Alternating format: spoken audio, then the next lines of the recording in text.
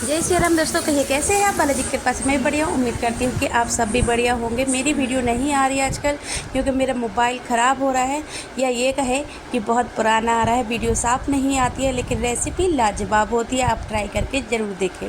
तो ये मैं करेले बना रही हूँ। ये है अचारी करेले, जो कि आप ये करेले अगर खाएंगे तो अचार खाना भी भूल जाएंगे और आपको यकीन ही नहीं होगा कि आप करेले खा रहे हैं, क्योंकि बिल्कुल भी कड़वे नहीं होंगे, बिल्कुल भी ऑयल ज़्यादा नहीं होगा। सिर्फ उतना ही ऑयल यूज़ करूँगी जिससे कि करेले हमारे ढंग से पक जाए। तो यहाँ पे मैंने आधा किलो के करीब करेला ले लिया है। उसे 5 से 6 बार अच्छी तरीके से धो लिया है कि जिससे कि मिट्टी वगैरह ना रहे।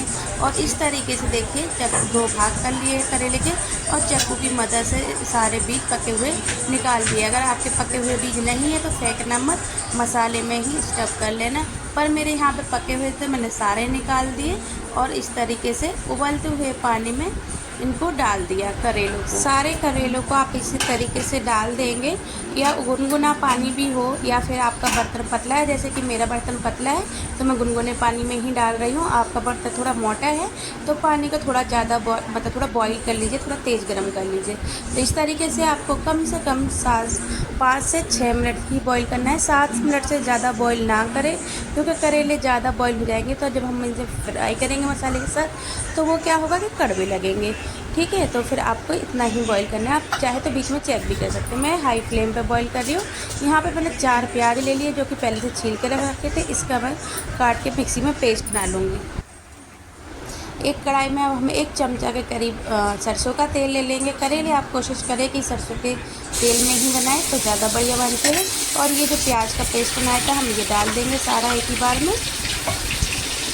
इसके बाद हम क्या करेंगे, इसको भून लेंगे कम से कम 6 से 7 मिनट तक मीडियम फ्लेम पे, या फिर आप हाई फ्लेम पर भी अगर आप ध्यान रख सकते हैं, इधर उधर नहीं आप जा रहे हैं तो हाई फ्लेम पर भी भून लीजिए। और जैसे ही पिंक हो जाए प्याज तो इसमें आप स्वाद अनुसार ही नमक मिर्च मसाले डालें। जैसे कि हम मिर्च ज़्यादा तेज़ खाते हैं, चटपटा खाते हैं, तो मैंने यहाँ पर 2 चम्मच डाली है मसालेदानी की चम्मच से, और 2 ही चम्मच नमक डाला है क्योंकि करेले फीके बिल्कुल बढ़िया नहीं लगेंगे।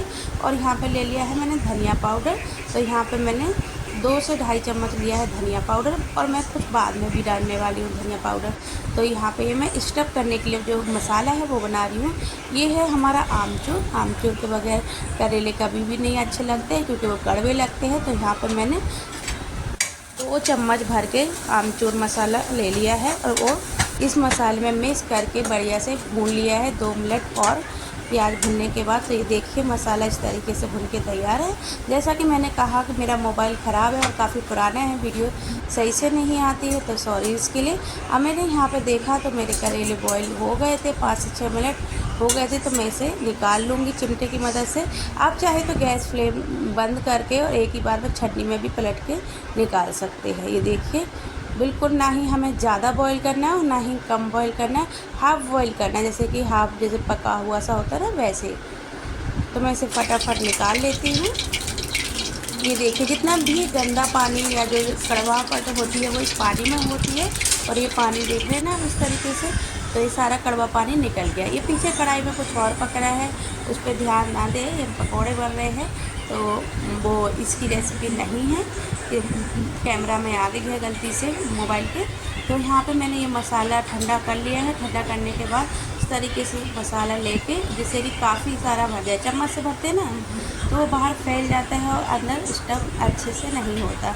ये देखिए इस तरीके से मैं भर रही हूँ उंगली से दबा दबा के, तो कितना सारा मसाला अंदर जा रहा है और बाहर फैल भी नहीं रहा है। क्योंकि गर्म तेल में हम डालेंगे तो जल जाता है, जो बाहर चम्मच से फैल जाता है। इस तरीके से हम सारे करेलों में मसाला स्टफ़ कर लेंगे। अब इसी तरीके से हम सारे करेले फटाफट स्टफ़ कर लेंगे। तो मैं यहाँ पे आपको एक करेला और स्टफ़ करके दिखाऊंगी कि देखिए कितना सारा मसाला भरा जाता है। मेरा ही मसाला कम ही पड़ गया था पर ज़्यादा नहीं पड़ा था। तो आप अगर 6 से 7 प्याज का भी बनाएंगे तो भी बहुत बढ़िया बन के तैयार हो जाएंगे।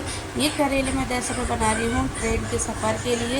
ये ख़राब नहीं होते, और जब मैं गांव जाती हूँ वहाँ पे कोई तैयारी नहीं होती खाने की, जैसे कि मेरी सासू माँ रहती हैं वो बना के नहीं रखती हैं, तो क्या होता है कि हम ट्रेन से थके हुए जाते हैं तो कम से कम हमारा ब्रेकफास्ट का काम तो चल जाता है, क्योंकि हम बड़े सुबह सुबह से पहुँच जाते हैं। तो अब मैंने यहाँ पे कढ़ाई ले ली थी, इसमें आधी चम्मच चमचा के करीब जो टेबल स्पून होता है मैं सरसों का तेल ले लिया था, उसे गरम कर लिया था और ये बारी बारी से करेले इस तरीके से सारे कढ़ाई में डाल दिए थे। ये करेले सारे डालने के बाद जो भी आपका प्लेट में मसाला बचे या जो एक बात और मैं, जो करेले के जो बीज होते हैं अगर आपके कच्चे हो तो वो इसी तरीके से मसाले में भून के उस टाइम डाल दिए गया, अगर आपका करेला सॉफ्ट है अंदर से। तो मैंने यहाँ पे नमक डाला है क्योंकि ऊपर से तो अंदर से तो रच जाएगा मसाला, पर ऊपर से कैसे रचेगा। तो यहाँ पे मैंने सारे थोड़े थोड़े मसाले, आमचूर, लाल मिर्च, नमक, धनिया पाउडर ये सब डाल दिया है, जिससे कि हमारे ऊपर से भी अच्छे से कोटिंग हो जाए। तो अब मैं इसे कम से कम हाई फ्लेम पे 2 मिनट के लिए इस तरीके से भून लूँगी, जिससे कि जो करेले हमारे आपने पानी में बॉईल करे तो उसका पानी छोड़ना चाहे तो छोड़ दे और अच्छी तरीके से पक जाए, जिससे कि पानी एक बूंद भी ना रह जाए और थोड़ा फ्राई का भी वो टेस्ट आ जाए, कि जैसे कि हमने करेले फ्राई करे पता ना चले कि हमने बॉईल करके बनाएंगे। अगर आप तेज़ आंच पे नहीं भूनेंगे तो आप पता चल जाएगा कि बॉईल करके बने और उसकी स्किन जैसे फ्राई सी नहीं लगेगी, अलग लगेगी, जैसे कि बॉईल करने का टेस्ट आएगा। तो ये मैंने सेम आंच पे उसके बाद 10 मिनट और पकाए। 10 मिनट बाद ये पकते पकते सेम आंच पे करीब मुझे अब यहाँ पे हो गए हैं 12 मिनट पकाते हुए सेम आंच पे। तो सारा पानी इसका सूख गया है और मसाले में देखिए करेले कितने प्यारे लग रहे हैं, कितने बढ़िया तरीके से रच गए हैं और यकीन मानिए बहुत ही टेस्टी लगते हैं। देखने में आपको इतने अच्छे नहीं लग रहे होंगे, जैसे कि मैंने कहा मेरा मोबाइल का कैमरा बिल्कुल ख़राब हो चुका है, पुराना मोबाइल है इसीलिए। तो देखने